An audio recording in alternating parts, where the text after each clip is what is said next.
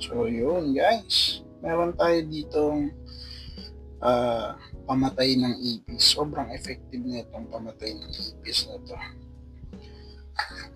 So, mabibili niya yan sa yellow basket natin. So, ganito lang siya gamitin. Saan mo lang to. Tapos ako kasi, gumupit ako ng cardboard, papel, gupit kayo, tapos inject nyo lang siya konti dyan. Ayan. Ako ginagawa ko, 3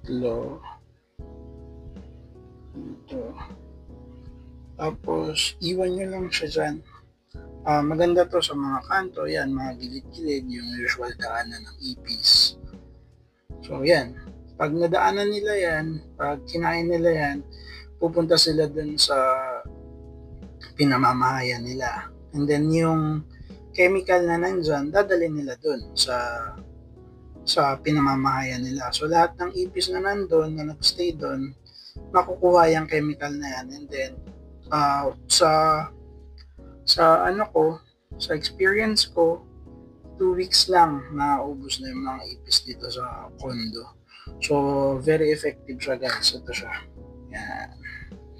Check out nyo siya dyan sa yellow basket natin. Thank you!